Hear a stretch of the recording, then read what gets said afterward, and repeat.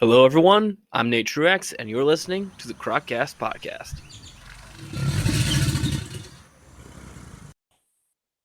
Hello, everyone. Welcome to the Croccast Podcast. I'm your host, Nate, and today I'm joined, at least for one episode, by my co-host, Bryant.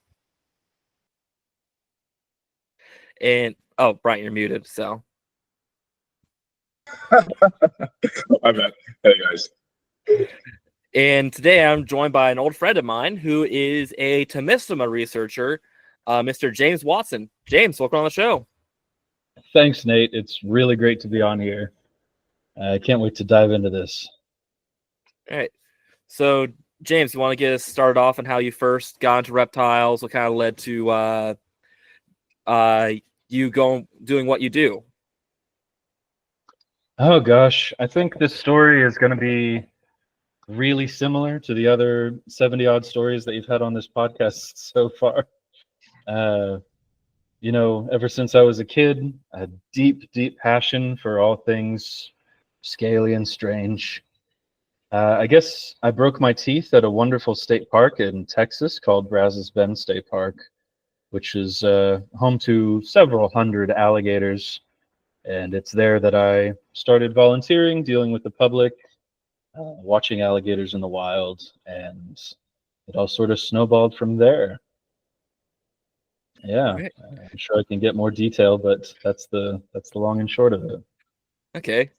And what kind of led you to crocodilians in particular, and how did you get into researching them?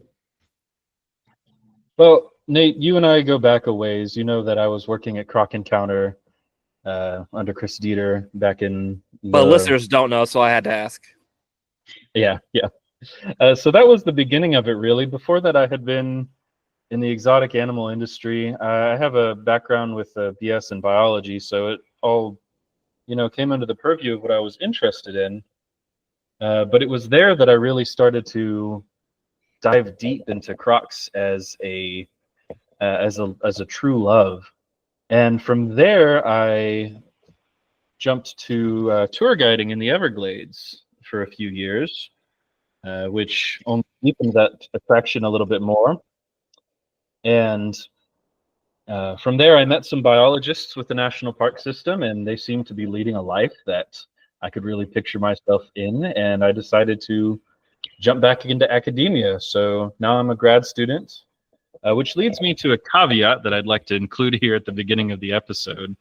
While I'm one of the few people doing Tomistoma research right now, I am far from a definitive expert in it. And like I said, I am still a student. And anything I say, take it with a grain of salt. And there are people who are, perhaps more qualified to answer any given question that you have for me. But I'll do my best. Okay. Yeah, so multiple reasons. One, catching up with an old friend, but two, like I said, I'm going to Croc Fest. I think Bryant's, you're definitely going to Croc Fest, right? Yeah. All right. So this year's Croc Fest is all about raising funds for Tomistoma, and Tomistoma, on top of being arguably top 5 most charismatic crocodilians, is something that James, you work with. So you want to give a little rundown, give us a skinny on kind of the basics of Tomistomines? So Tomistomines, of which there is only one as of right now, sometimes known as the false gharial or the Malayan gharial or the Sunda Gharial. I should think most people listening to this podcast at least know what they look like. But they are one of the more... So basically, I hate to interrupt, but basically they kind of look like a mix between a gharial and maybe an Australian freshwater crocodile with a Paleosuchus paint job. That's exactly, I couldn't have said it better. That's exactly right. Yeah, they are really attractive animals, just ridiculously cool looking, especially the big ones. Just woof. So I'm out here in Malaysian Borneo, not far from the city of Kuching in Sarawak, and I'm living in an Ibon village out in the heart of Tomistoma country, and I'm trying to get a grip on this whole project and Yeah, it's been an experience, man. But is there anything in particular you wanted to set the tone with talking about with Tomistoma? So what's sets Tomistoma apart from other similar crocodilians, and what's kind of their conservation status? What's sort of their threats do they face? So they are just got reassessed actually as endangered, and current estimates place the number of adults out there at somewhere in the neighborhood of 2,500 breeding age animals between here and other islands in the mainland in Sundaland. What sets them apart from other crocs? They are so poorly understood, so underrepresented in the literature that virtually anything that you publish about them is going to be covering new ground in terms of research. We don't have well-documented data for their diet. We don't have well-documented data for their any part of their life history, really, and they're just this big blank spot in the field of crocodilia. They seem to have a very specific association with peat swamps. As far as I know, they're the crocodilian with the affinity for the most acidic habitats, with pH sometimes down to 3 or 4, which is like swimming in orange juice. It's just really rough. And that whole relationship is something that we're still exploring. We don't really have a good handle on why their affinity is so strong for that. I'm curious to add on to that. How far back did their, I guess, origin/radiation start? Because they have a bit of a prehistory to them, don't they? Yeah. Gosh, I don't remember the exact number. Nate, have you ever heard a figure about this? Yeah, I'm curious. I don't mean to butt in, but didn't they start like in Europe or something along those lines? Yeah. I think from what I recall, the data is a long, long time ago in a galaxy far, far away, but I could be wrong. The scales of hundreds of millions, yeah, that's definitely the case. But yeah, I mean, of course, people will know that there used to be more Tomistomines. They were pretty widespread. Even as recently as 1700 AD, we had another Tomistomine ranging into southern China, but it was driven to extinction before humans really started to, do the Linnaean system of organization. Okay, so that wasn't Schlegeli then. That was a completely different species. Yeah, currently listed as Hanyasuchus sinensis, I believe. That was pretty recent too. I do remember reading up on that maybe a couple of years ago, if that. Yeah, it's always kind of struck me as strange that it's not garnered more attention in the scientific community as a modern croc. I mean, we always say we've got the 28, 30, whatever you want to call it now. But we have those, and we have the Mikasukins that went extinct less than 4,000 years ago in the same part of the world, which I see from your faces. Yeah. Oh, no worries. Yeah, we rep Mikasukins here. We're big on that for sure. Also, wasn't there a species of Gharial that was on the Solomon Islands? I could be wrong on that. Further back, right? I don't know. Like I said, I'm no expert. I'm just a normal nerd about this sort of thing. I could remember that. I think they found like fossils like a dwarf Gharial, grand dwarf, like probably like 6 foot, 8 foot long Gharial from the Solomon Islands. Sure. I don't know how far back it went extinct. I don't know if it survived into the Holocene or not. So. Yeah, the prehistoric crocs is a deep well that sometimes we dip our toes into, but it's just so confusing for me. It's a deep well full of acid because every time you dip your toe in it, you just start seeing flashing lights and stars shining by, and go like, I have no comprehension of this whatsoever. Yeah, exactly. So, you mentioned some of their common names. The false Gharial or Sunda Gharial, and I know we know, but for those at home, Can you explain why there's so many different conflicting common names, and why, for the large part, even kind of laymen who are interested in reptiles just refer to these guys by Tomistoma? Well, I don't know if I should use the word controversy here because it's a sticking point, if anything. The reason we don't do that, we don't always use the word false gharial for this animal is because for conservation purposes, it's not a particularly charismatic way to refer to an animal that is, by all rights, every bit as unique and special as true gharials. So there's been a big push among people that care about this sort of thing to refer to them as something other than their more previously commonly used name, the false gharial. I'm fond of the Malayan gharial or the Sunda Gharial myself. Okay. So would these guys fall in the family Gavialidae? That's an age-old question, isn't it? That was the kind of the thrust of my question, but yeah. Yeah. Taxonomically, they seem to be falling on that side, yeah. If you want to look at the genetics, morphologically, they have a lot in common with true crocodiles. So we are navigating that split, but I think the case has pretty well been settled that they're falling on the side of Gavialidae, yeah. Okay. So they are indeed a true gharial then. Well, depending on where you draw the line on true, but yeah. So I don't know. I've been trying to find literature on it when I was making a video about it, and I couldn't really find anything concrete.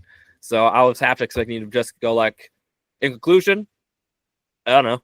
So I like so many things in biology, it depends on where these really finely drawn lines are, right? Like species, subspecies, etc. I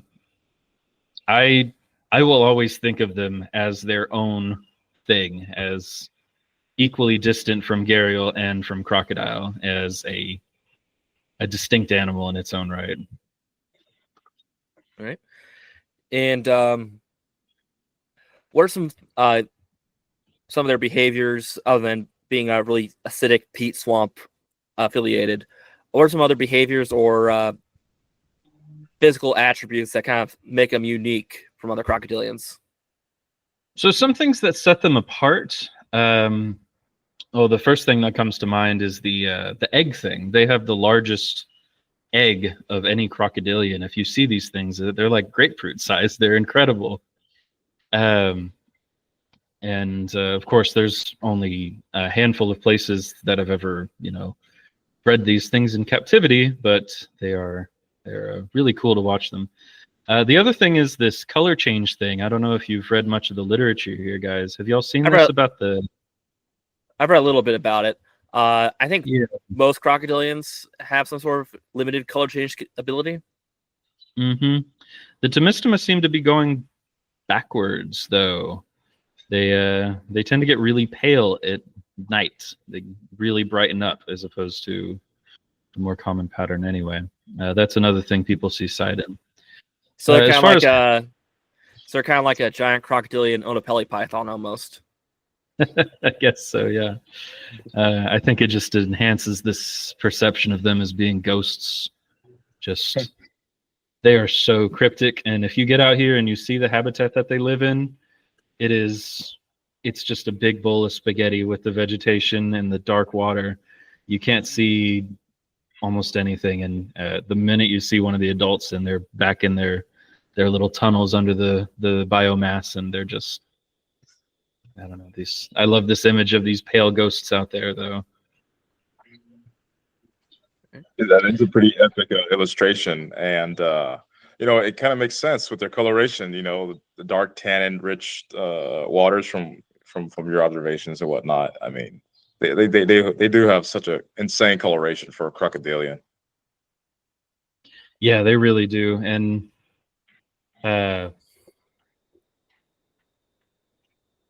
just the babies. I don't know that like a coffee rich, almost caramel color they get. It's I don't know. From an artistic standpoint, I can't think of a single croc that really sets my neurons firing like a Tomistoma. Okay. And going back to the eggs, do you think that large egg size might be an adaptation for having to nest in such acidic environments where the environment itself could kind of eat away at the eggshell potentially? That's a really good question. I have no idea if the eggshell thickness correlates with the size of the actual egg. So I don't know if that is a contributing factor, but it would make sense if that was a driver of that, because their nests are, like you say, they're on just these floating mats of vegetation exposed to massive amounts of water from rain and from the swamp surrounding them. Mm. And you described their environment as basically just a giant raft of aquatic vegetation, dead vegetation, and water, pretty much. And you mentioned something about tunneling. So these guys behaviorally, do they just root around through the vegetation, or like kind of like rodents where they kind of dig out pre-assigned trails to keep going through in that way? It seems to be the case. Yeah, that's telemetry out here is almost impossible to get nailed down. People out here have tried radio tags, they've tried satellite tags, they've tried drone tracking, they've tried just anything you can think of, and the swamp beats them down. It's just impossible to get a ping. It's impossible to follow them. But from anecdotal observation of these animals here, and from stories I've heard from other people working, yeah, they do seem to have a network back there. I mean, you've herped the glades, I assume, right? So I've heard you talk about this a few times. Only once, and that was kind of in the dry season, so it was we weren't wandering around. We're just kind of through the swamp. We're just kind of on the fringes and dry grass. So, But you've seen have you seen gator holes, Nate? One or two. Yeah. Yeah, that's what I'm getting at, Bryant, is they have these same networks branching out from this central point that they hang out in. And it's exactly like what you're describing, a rodent maze. Well, I'm curious where you're based out of. There's not really a definitive dry season, right? Like it's just humid and wet over there, or is there? There's a wet season and there's a wetter season. Yeah. There is a definitive point of flooding. The monsoon, I guess you could call it, although this close to the equator, it's not like you would expect monsoons in other tropical parts of the world to be. But there is a low and a high point, but the river never really dries up. The swamp is always wet. So, but even at the driest, it's not traversable by foot. The mud is deeper than any standing person, and you just can't walk out there. I have tried to find ways out into this area from where I'm staying, just walking, and it is just not feasible. So these guys, I'm guessing just like the basic croc body plan already makes them pretty good for going across the top of mud without sinking in. But these guys spend a lot of time outside the water on the mud, or do they basically just mostly in the water almost all the time? They are one of the single most aquatic crocodiles that I'm aware of. You observe these things in captivity and you watch them in the wild, and you would be forgiven for thinking that they just couldn't walk or anything on land because they just never go and they never have occasion to. But once you do see them captured and out on land, you realize those legs do work. They just don't really choose to ever use them.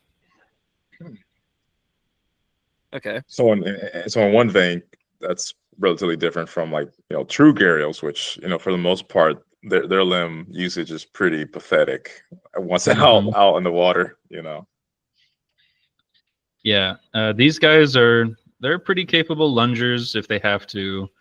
Once they get really agitated, they can move better than I'd say a gharial could equivalently. Okay.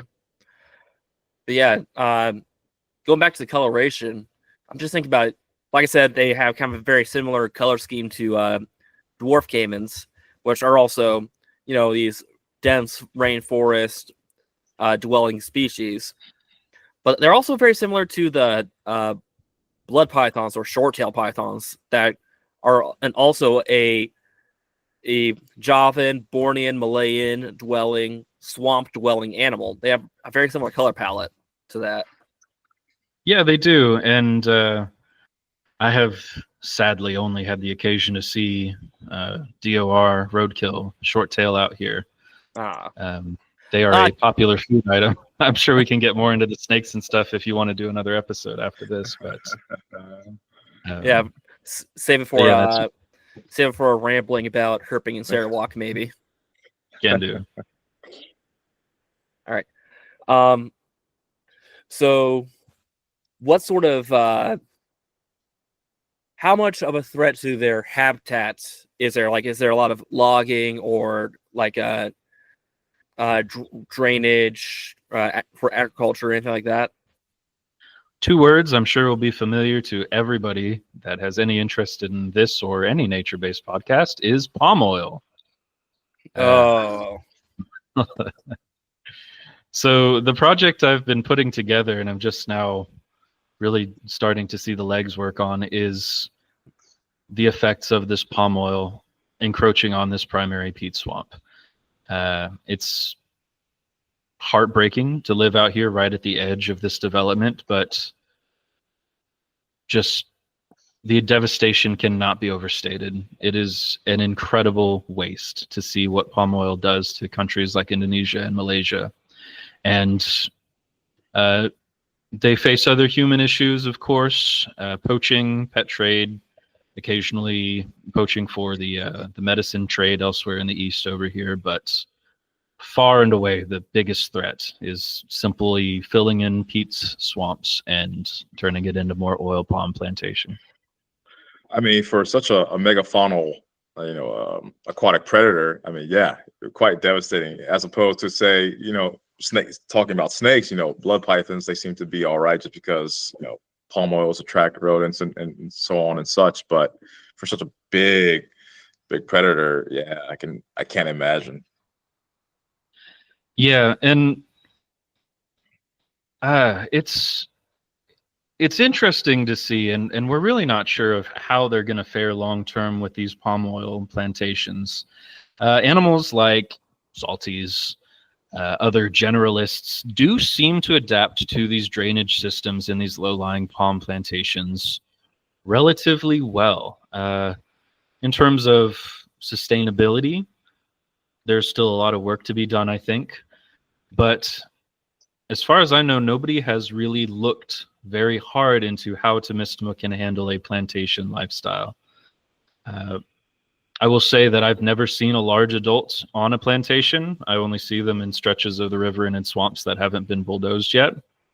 But that doesn't necessarily mean that they're not there. And if you want me to talk more about the palm oil plantation out here, I'd be happy to. But they are bad. Yeah. Yeah. So, you're mentioning salties as a generalist. But isn't it true that Tomistoma, when compared to gharials, they have a bit more of a generalist diet when compared to gharials? Like they'll take some larger prey as well. Sure. Yeah. Again, the data's not really there to say that that's 100% always the case, but just from, I mean, there's the famous instance of the monkey, right? I'm sure you've read up on that predation instance. And the big ones, yeah, they are seemingly happy to go after different prey. So is that enough for them to sustain themselves on such an altered habitat? No idea. Possible. Yeah. So, I mean, my bad, Nate. Hypothetically, like what bigger prey items could they, catch? What's around? Well, here we get some truly massive fish and turtles back up in these wetlands. We have the Malayan softshell out here, the Orlitia, the Wallago cats. I'm sure you've seen in aquariums, those big, monstrous-looking Jeremy Wade type fish. Yeah. As far as mammals go, I was referencing with Nate just now. There's a famous instance of a Tomistoma catching a monkey that was, I forget, was it swimming or was it just in a low-lying branch? Might have been like a low-lying branch trying to get a drink, maybe. I can't remember exactly. Something like that. But if you read the first 10 accounts, yeah, it was not just an opportunistic instance. I think it was definitely something that Tomistoma, probably knew to do. So they'll eat monkeys where their range overlaps with orangutans. They'll go in the water, and I'm sure there's been instances of orangutan predation that humans just have never been privy to. Up until recently, the bearded pig was very common in this area, and I'm sure had some instances with adults predating them. Unfortunately, the swine flu in the area has pretty much reduced their population to nothing. And I imagine we're going to start seeing effects on that on the salty population as well. But, we'll wait and see. Salties and pork do go hand in hand, even though they're not really the most common of occurrences. But yeah, they do. Yeah. So those are kind of like the outlying large item prey species that they hunt. What would you say makes up the bulk of their diet? And I know there's not a lot of data on it, but let's say they're more like a small, mid-size fish specialist. Fish is the only thing I've seen them go after. And talking to the fishermen out here in the village who deal with these crocs every single day, it is always fish being stolen from nets, fish being competed for with the Tomistoma that causes the interpersonal drama between these guys and the crocs. And so, yeah, it's all fish for the medium-sized animals. So, I'm not up to date with their dentition. How does their dentition compare to other crocodilians? Is it more in line with like the other, I guess, more piscivorous species like the like Meshistops and Johnstonii and whatnot? Is it more in line with those? Exactly the same. Long, thin teeth, very sharp. Just what you'd expect from a fish eater, and fast. These things, I mean, I've worked around a good handful of crocs, and mostly alligators, of course, which are like the Jeep Wrangler of the croc world. They're not fast on any sort of angle, but comparatively, these guys are they're more like fish. The way they move, I just can't explain it any other way. It's 0 to 60 in no seconds flat. Okay. And so on these palm oil plantations, I'm guessing the irrigation system, there's just not a lot of fish in those irrigation systems. There seems to be a pretty good supply, actually. So one of the big issues that these communities face here is fertilizer runoff from the palm oil plantations, to be expected, of course. Yeah, and it causes these. I live near Lake Erie. I've always heard about fertilizer runoff. Yeah, I mean, exactly what happens then. Plant blooms, algal blooms, Anoxis. Yeah. Anoxis, yeah. So we do get some fish die-offs and stuff, but one of the big fish species out here is the snakeheads. And of course, snakeheads are really, really super good at adapting to that. So I've gone out to the easement owned by these tribes people here in my village, not conducting science on the palm plantation, which I have been strictly forbidden from doing by the palm plantation. Thanks again. But just recreationally fishing and taking notes and everything. And there's a lot of fish out there. There are just a ton of snakeheads. Okay. And is this like the giant snakehead, or is this a more smaller, more widespread species? I've never seen one of the really big ones. I honestly don't know my fish very well at all, which is a pretty big handicap for me actually out here. But I've never seen one over probably a foot in length being dragged out of the water here. Okay. So you technically didn't do any science here, but what are some other potential prey species that you noticed in these plantations? I didn't see anything on the plantations, but one that is really abundant and strikes herpers really hard whenever I talk about it is Acrocortis. The elephant trunk snakes. It's talked about in the same breath as things like Lanthanotus, as these unicorns out here of Sundaland, but it is probably the single most common snake in this peat swamp. It is ridiculously easy to find, and the people here eat them all the time. Okay. What about turtles? I know you mentioned turtles, but have you seen turtles? The only turtle I've actually ever seen here is the Sunda box turtle. By reputation, I've also seen one of the Malaysian soft shells, but that was quite far away. But they are a choice edible from the people here, and like any population of humans around turtles, easy to catch, easy to find, easy to decimate. Sure. Yeah. So the labi is the Iban here. The indigenous people call this turtle is pretty much. I've never seen one out there. I'm sure that if a Tomistoma adult gets the chance, he'll go after one, but I wouldn't. Best guess is they're not a huge contributor to the diet, at least right here. Okay. Yeah, it really would just be the adults, just because they start to develop the widening of the base of their skulls and probably have the capacity to even crush them. But yeah, like you're saying, I wouldn't think of them as much turtle eaters as well. Nah, I think the salties get to them. Yeah. Speaking of salties, you've mentioned them a little bit before. I know they're probably all over the coastal areas of Borneo. Is there like a lot of separation between the salties and Tomistoma in terms of like some sort of habitat barrier?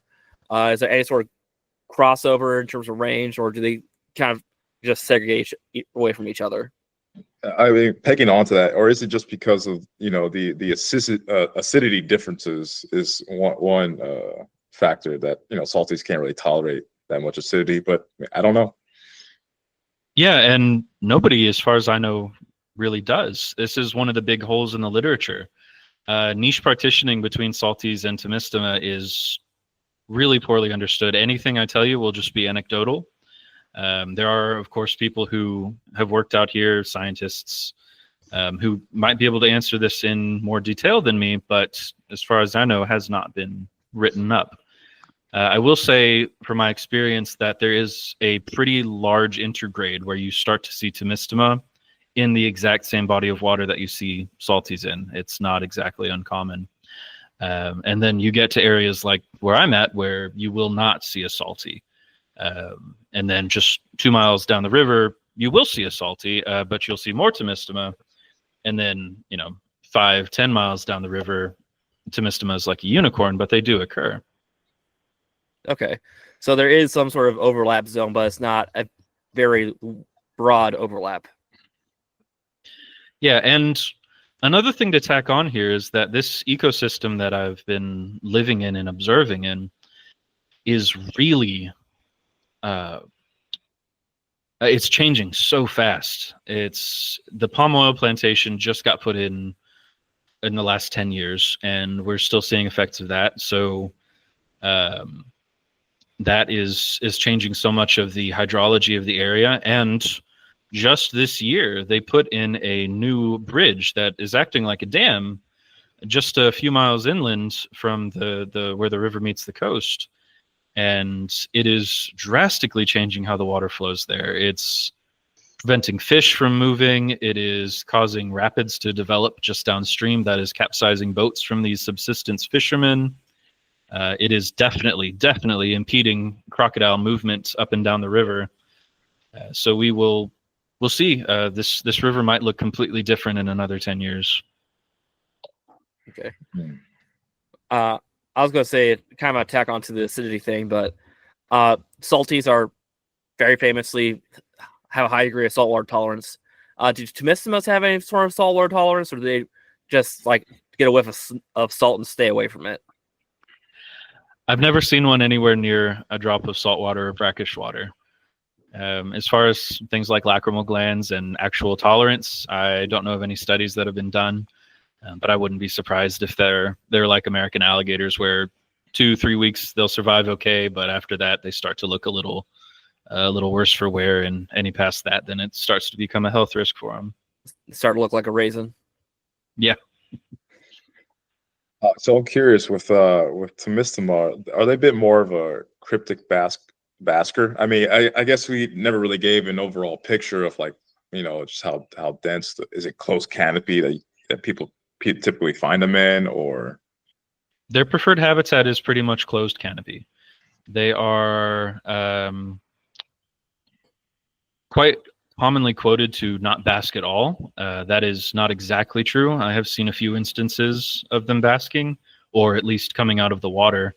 But in an area like this, where we're just 1.5 degrees off the equator or so, it can be argued that thermoregulation happens mostly in them seeking off cooler areas, and that basking as a warming behavior is just not a factor for them. Now, it could be argued that there are other drivers for basking, things like scale health or bacteria, etc. I'm sure you guys are familiar with the arguments, but they are, basking is just not something that you really see them do almost ever. as opposed to salties, which are known to be, what's the word? Not gregarious, because that's completely different, but they're known to be a bit more out and about when it comes to basking. Yeah, they're a little bit exhibition-y, yeah. They like to show themselves off a little bit. I don't know if that was the term I would use. You might have to cut that one, Nate. No, now we have to keep it. Now we have to keep it. Well, it's just funny because I'm just constantly thinking of like, these there seems to be grand differentiation between the two, in their respective habitats, where seems like salties, as you're saying, once they enter more riverine habitats that have Tomistoma occurring, it seems like Tomista is like the superior competitor. And then as opposed to, if you say you've never seen Tomistoma in coastal what would you say, estuarine habitats, they don't really occur there. Yeah, I'd say that's pretty accurate. They have their strengths and weaknesses. What concerns me, seeing the changes over just the year and change that I've been here, and of course reading the notes of people that have come out here. Shout out to Tony Pine, by the way, without whom none of this work would be possible. If Anthony Pine, if you ever get a chance to have him on a show, then I'm sure he will probably do a better job than me at explaining this sort of thing.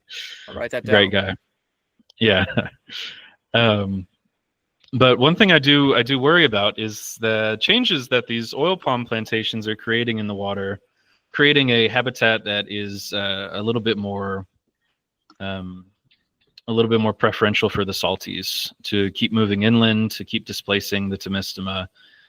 Like I said, Tomistoma might be able to live in the canals of the plantation long term. Other crocs have certainly been documented doing so. But can they outcompete salties whenever that's continuous with the salties range? No telling. I don't know. Yeah, kind of like a Cutis rhombifer situation. Exactly right. Yeah, exactly the same sort of thing. Except they're even further distant from those. Yeah.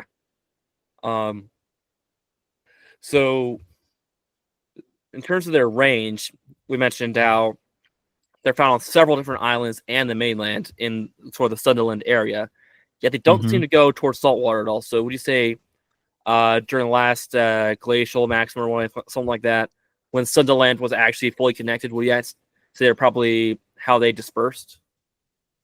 I think that's likely. I really don't see overseas transmission as a really viable way for them to spread.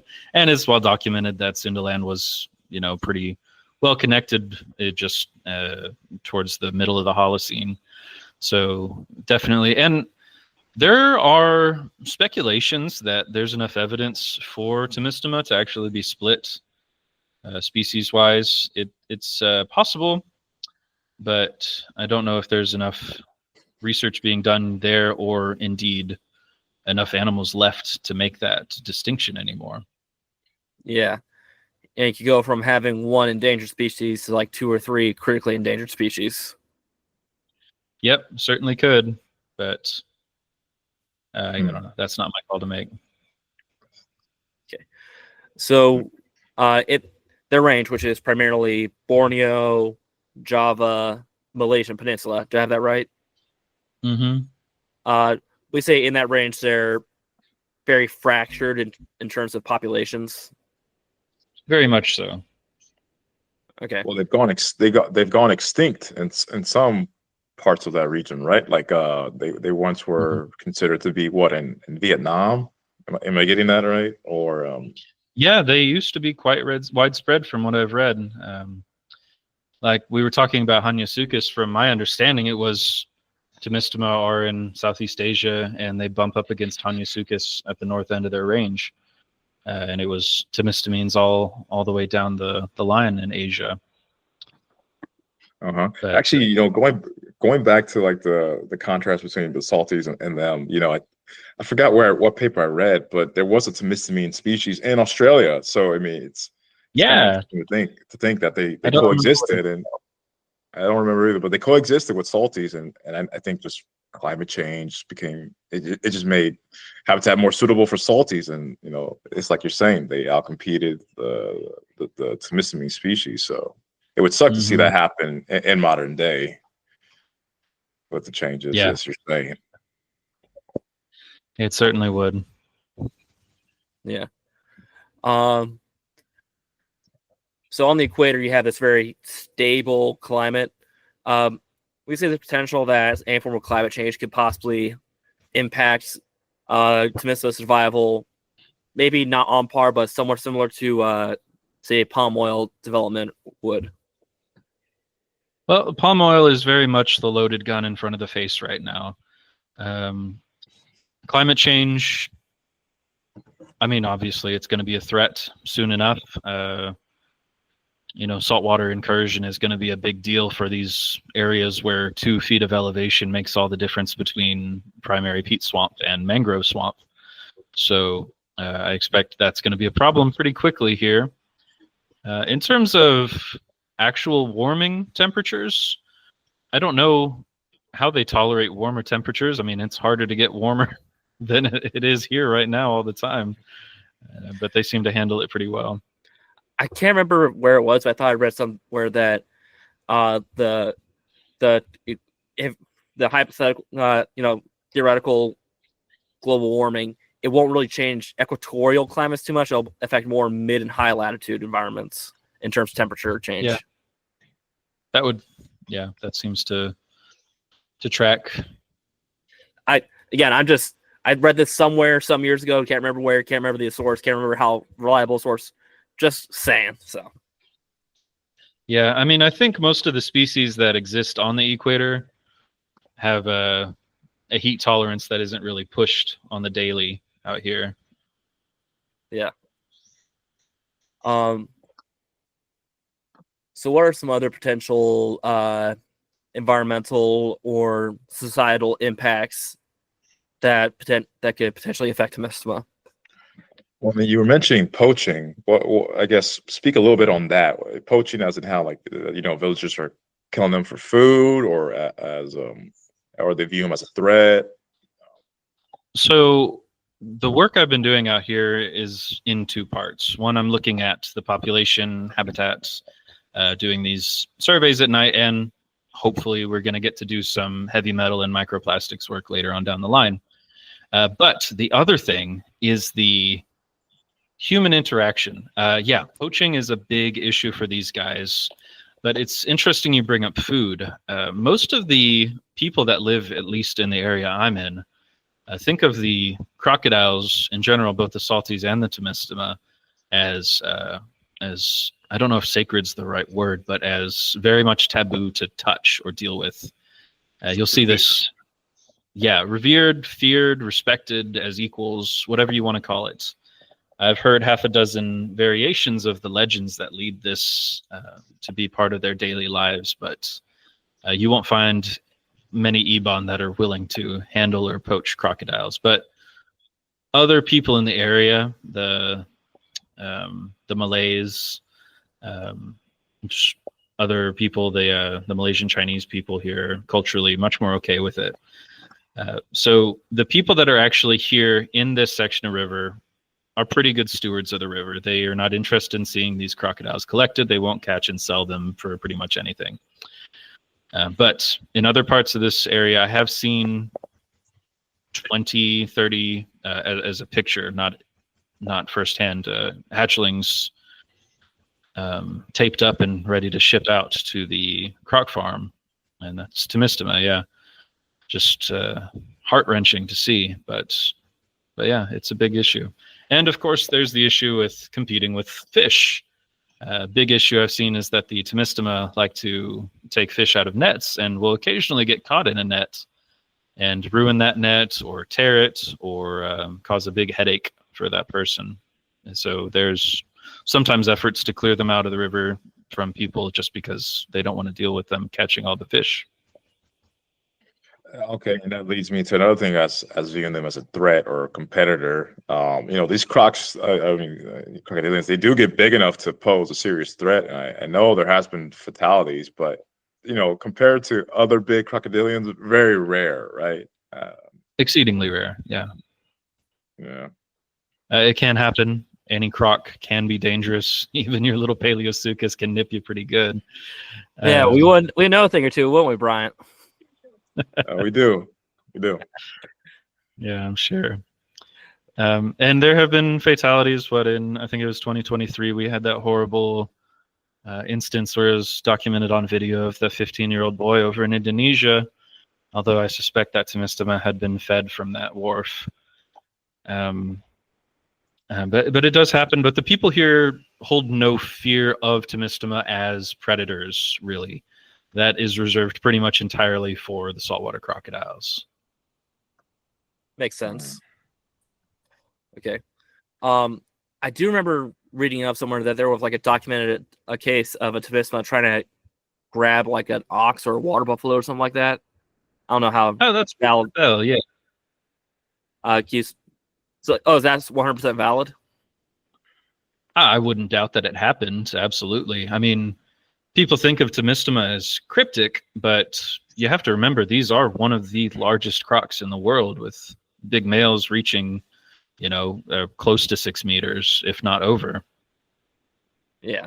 So just by bulk alone, they're probably capable of taking something surprisingly large as well. I'd say so. Yeah. Okay. I'm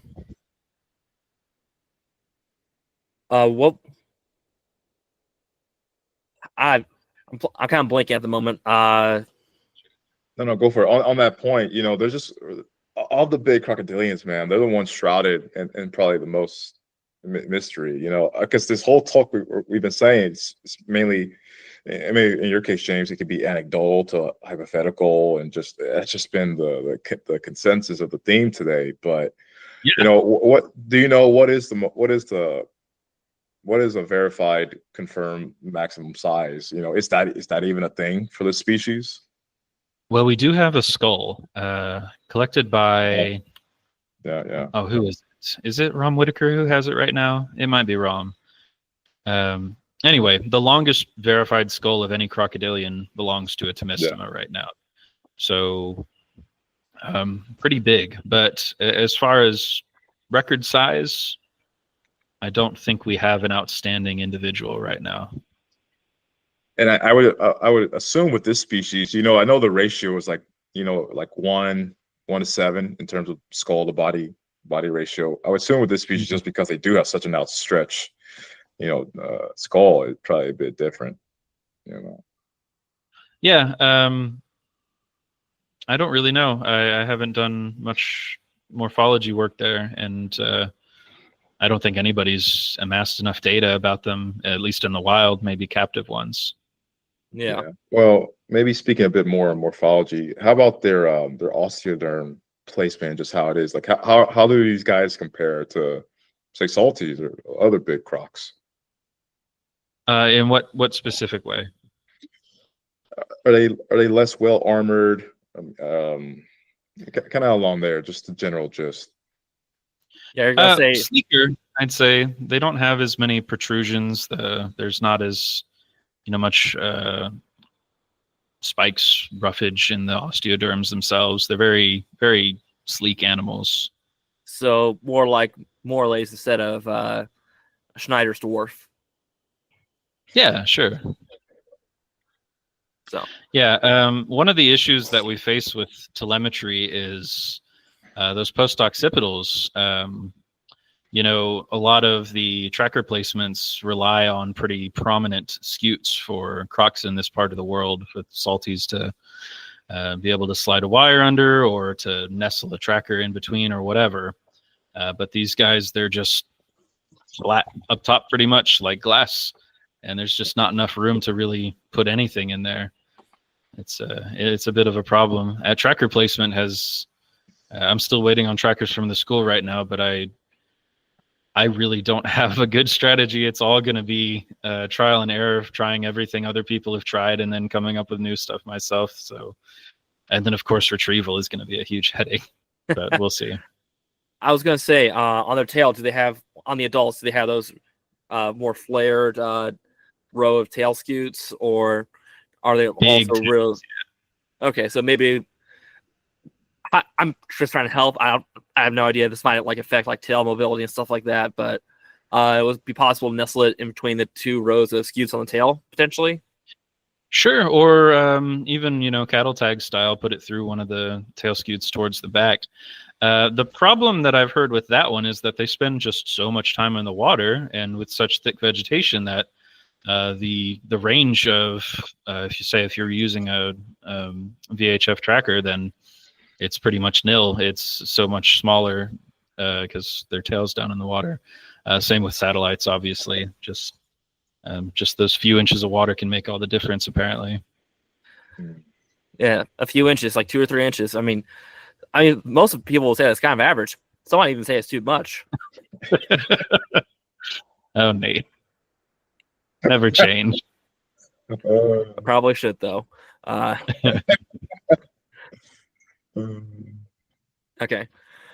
So, I remember Dieter had a few small Tomistoma there when we were there. But how would you say, you probably have not that much knowledge on this, but how would you say they do in captivity? Well, if you keep them like Chris did, then really well. I think he had them nailed down to a T, temperature-wise, diet-wise. That was his. He only had 2 while I was there, but those 2 were the big reason that I started to look into Tomistoma as a species I wanted to really become knowledgeable about. As far as other people, other zoos, facilities, I think it would be a bit more of a struggle. I mean, you've seen how Chris keeps his adults too. They're just as much space as they can handle, as much cover as they want. I think that's really what they need. You read about Sarawak crocs, you'll see a name come up again and again as Zhang's Crocodile Farm. And Zhang's is one of the few places that has managed to consistently breed Tomistoma year to year. The enclosures that they use are, pretty much what he's done is chosen an area that was already a swamp in Malaysia and fenced it in and just let them go ham in there, just go wild.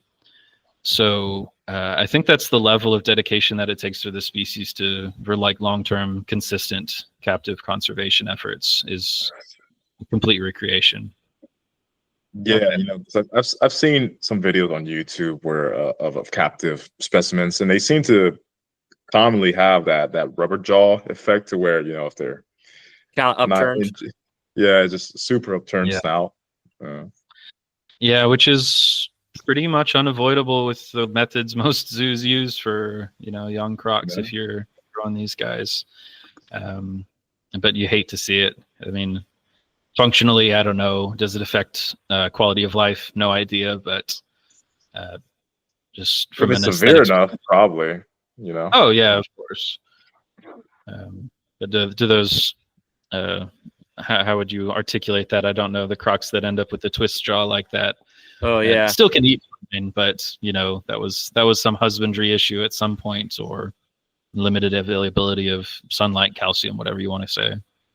Yeah. So how frequently do you see the adult individuals and just any sort of individuals of Tomistoma in your area? Are they very secretive or very hard to spot? I'm guessing. So the unique thing about this area is that the canals that run through this village drain into this peat swamp. So the young ones swim up here all the time. I see them at least a few times a week.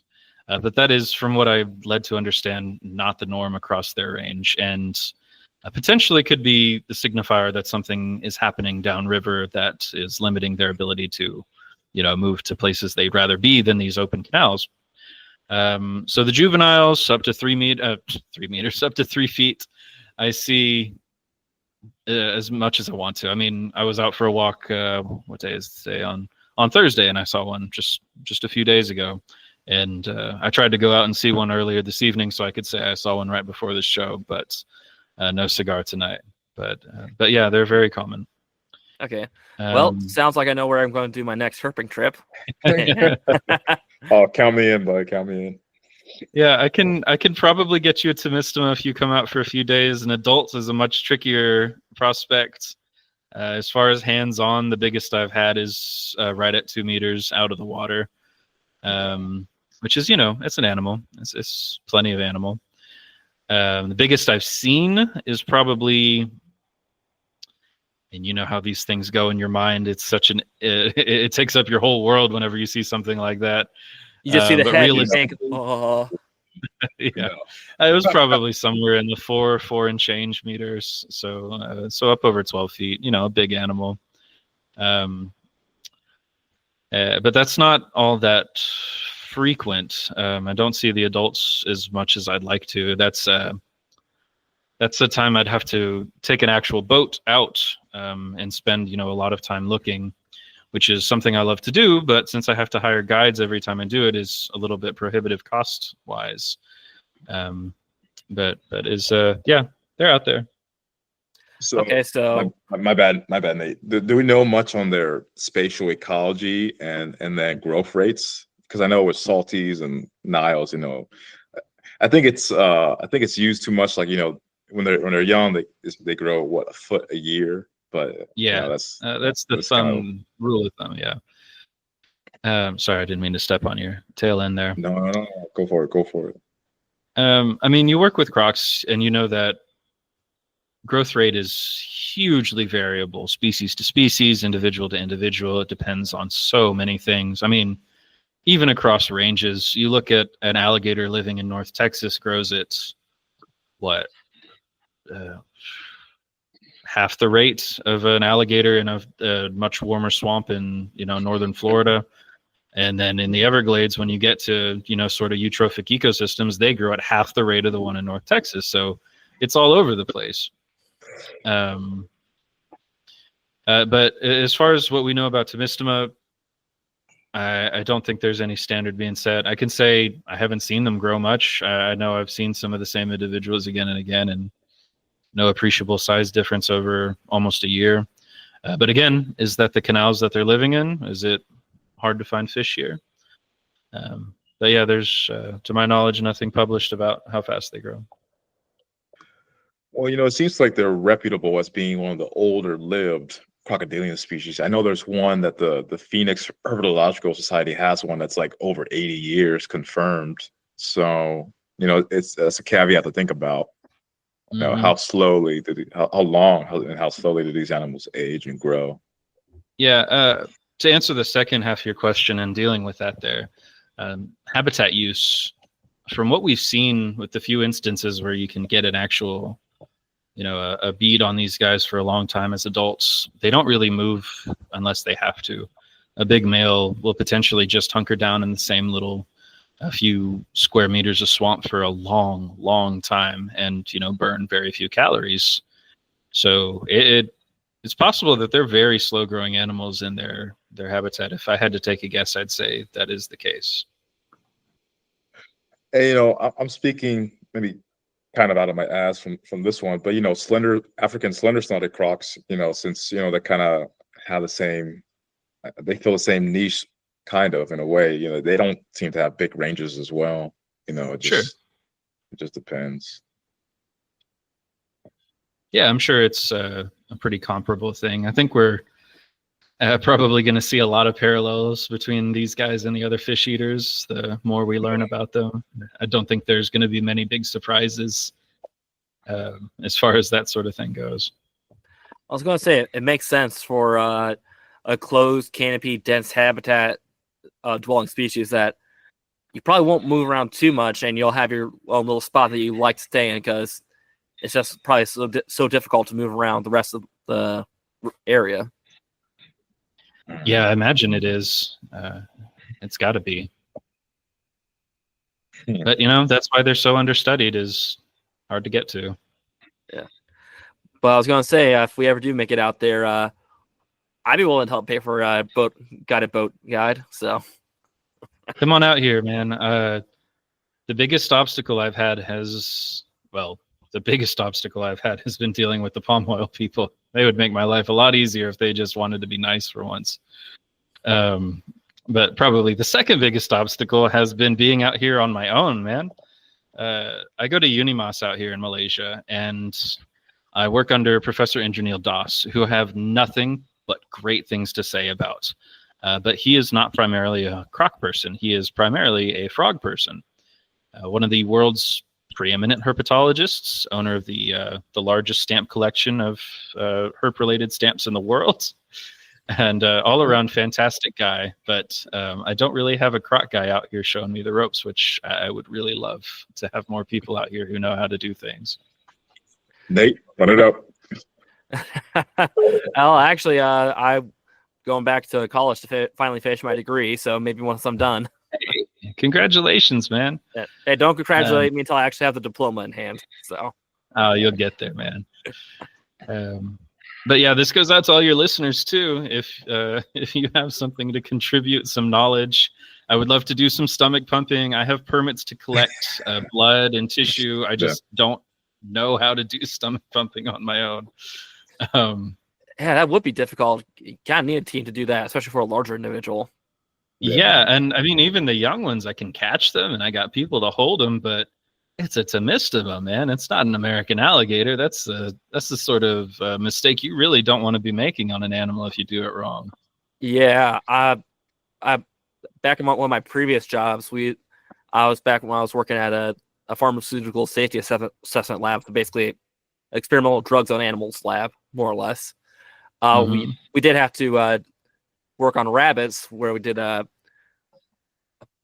hose down the throat into the stomach to basically to simulate taking a pill, because you can't really get a rabbit to swallow a pill.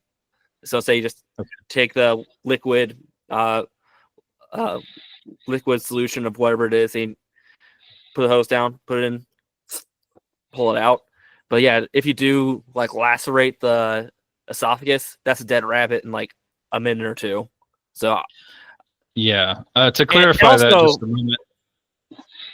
Yeah, I'm not okay with killing American alligators. I think my sentence came off as a little callous there. I love alligators so much, but they do bounce back from trauma way better than a lot of other guys. And also, not to cheapen them, but there's so many more than there are wild Tomistoma. So you're not. Well, yeah, but you're not gonna say that significantly impacting a wild population if you somehow accidentally damage an alligator. Yes. Yeah, very true. But I was going to say also, I don't know Tomistoma if they've done like the studies, but I know that alligators have a very short, straight esophagus, whereas crocodiles have more of a longer esophagus that actually loops around inside their body.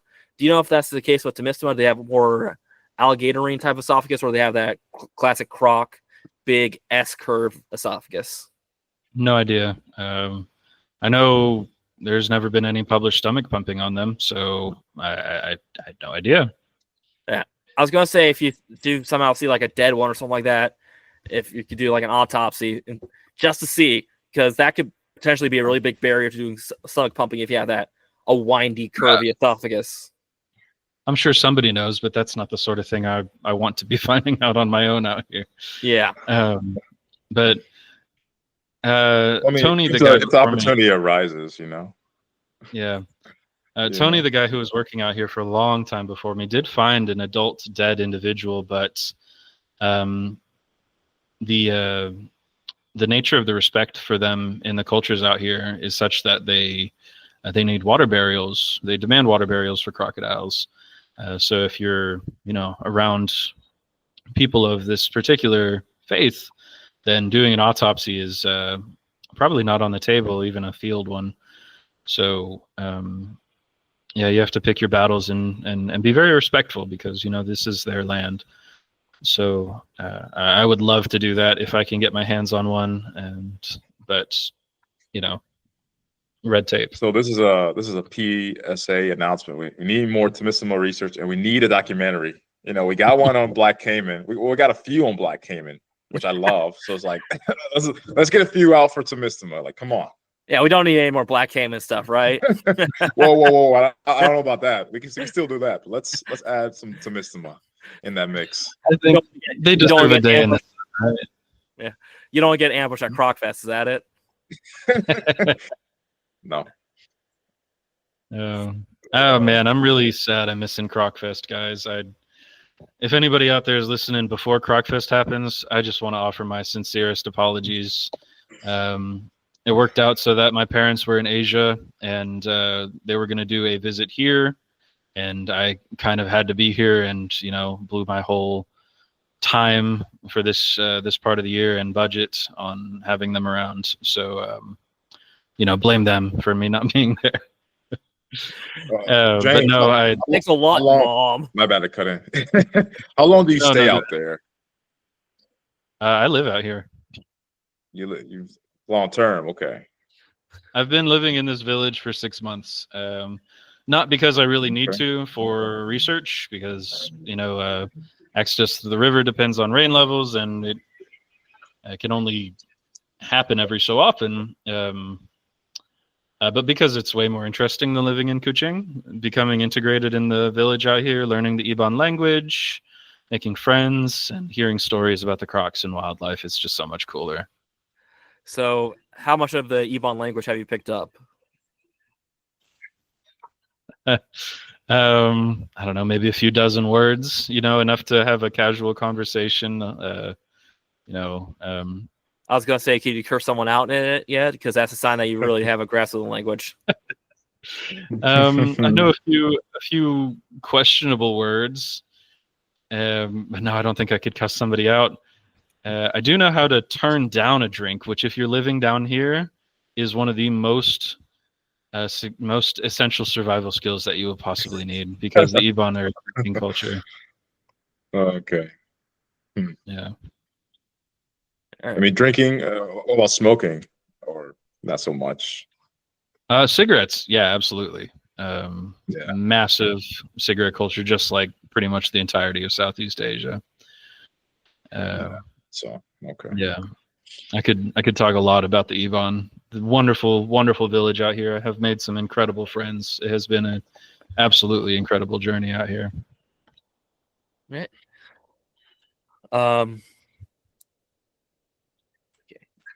What's some other ways people can help with Tomistoma conservation other than not buying palm oil?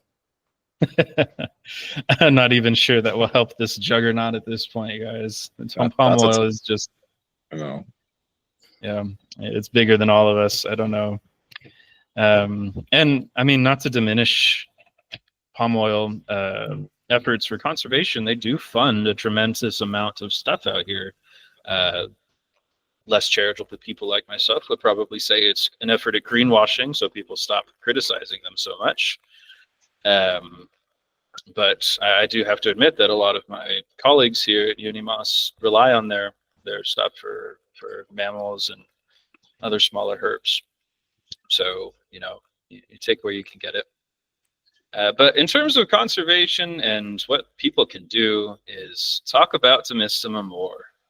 Stop calling them false areas. I think we can talk about Tomistoma a lot more. I think we can arrange that. Yeah, talk about it more. I've taken no small pains to try and educate people out here.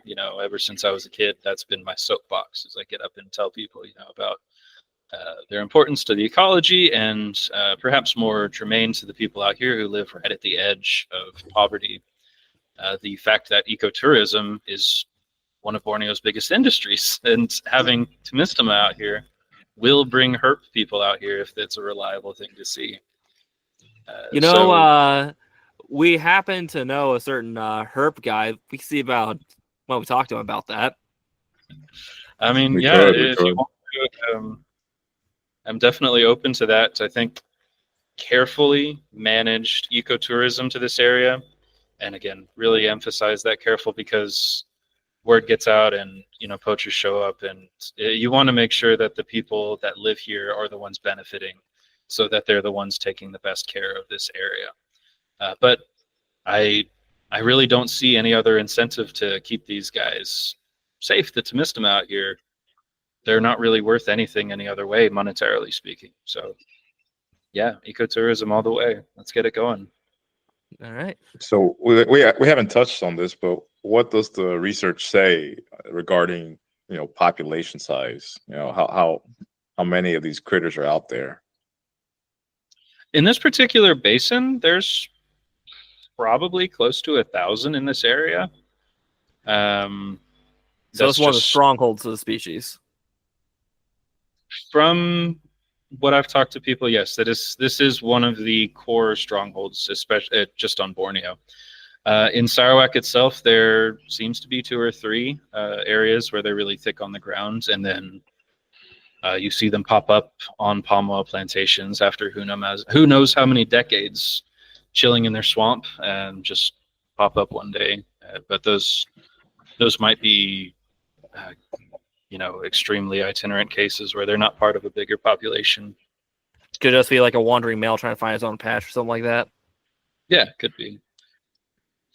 But yeah, this is the thick of it. This is Tomistoma country right here. All right.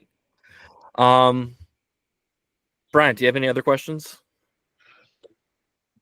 Probably, but I'll only remember after the show. All right. James, do you have anything you want to say while we close out? Goodness. Oh, I did want to give a shout out to my very good friend Brady McGowan, who came out here and spent months in the Ebon village. Ride or die friend, absolutely passionate about Tomistoma. He does wildlife photography. He's mostly a herp guy. So if you go out there and find his Instagram, Brady McGowan, fantastic guy. He's going to be out here later this year again, and wouldn't have happened without him. Ooh, actually, that did bring a question. So, I don't want to be too specific with this, but you're not giving away location. I guess what month do you see the most? I mean, Tomistoma, or does it matter? As long as it's not really dry out here. So don't come during the rainy season, which is about to start up here in another few months. So extremes in either way are bad because of the way access is built around the river. Besides that, seems to be pretty equal, all things. Yeah. So yeah, don't come around Christmas here towards the end of the year. It gets a little too soggy. Okay. Well, definitely keep that in the back of my mind. Yeah, absolutely.